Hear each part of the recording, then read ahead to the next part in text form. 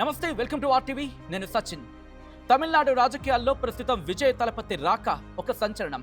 ఒక సామాన్య నటుడు నుంచి ఒక రాజకీయ పార్టీ అధినేతగా లక్షలాది మంది ఆశల వారధిగా ఆయన ఎదిగిన తీరు నిజంగా ఒక సినిమాటిక్ స్టోరీని తలపిస్తుంది.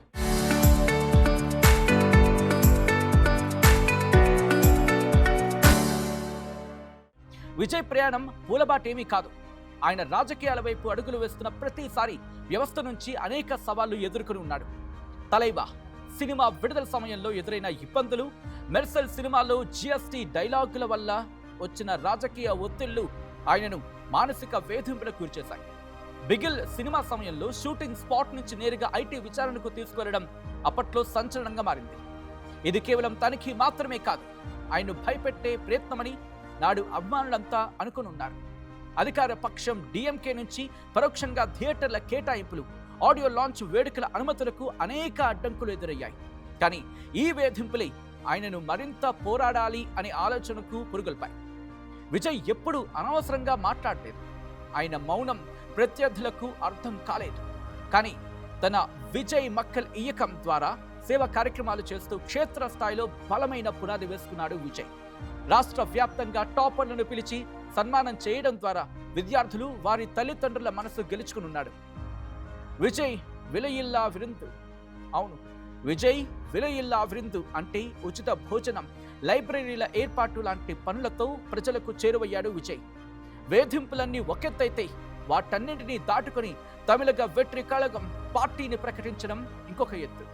ద్రవిడ సిద్ధాంతాలను గౌరవిస్తూనే అవినీతి రహిత పాలనను అందించడమే లక్ష్యంగా విజయ్ బరిలోకి దిగాడు. తొలి విక్రమ్ వాడి సభకు లక్షలాది మంది ప్రజలు స్వచ్ఛందంగా తరలి రావడం చూసి పొలిటికల్ అనలిస్టులు సైతం షాక్కి గురయ్యారు.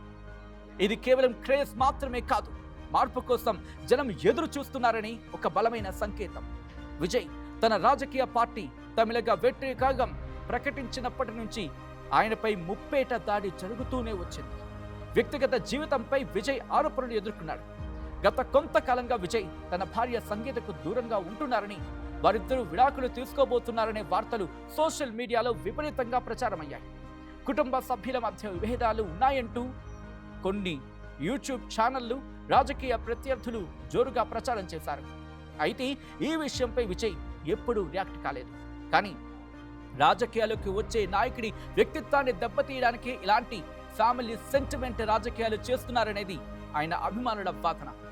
ఇక నటి త్రిషతో విజయ్కు ఉన్న అనుబంధంపై ఏడాది కాలంగా అడ్డు అదుపు లేని ప్రచారం జరుగుతూనే ఉంది, కొనసాగుతూనే ఉంది.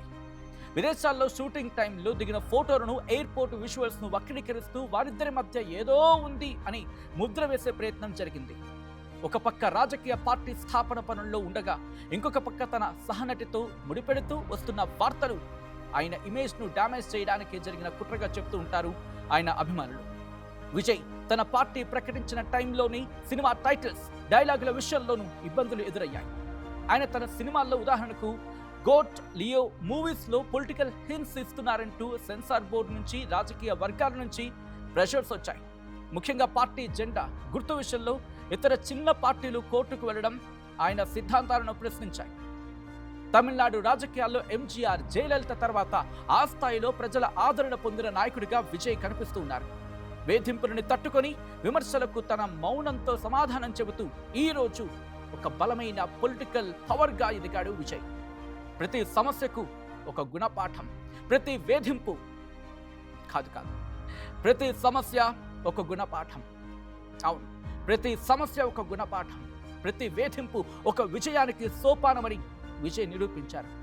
2026 ఎన్నికలే లక్ష్యంగా ఆయన సాగిస్తున్న ఈ ప్రయాణం తమిళనాడు రాజకీయ చరిత్రలో ఒక కొత్త అధ్యాయం కాబోతోంది అనేది గత కొద్ది రోజులుగా మాట్లాడుకున్న మాటలు.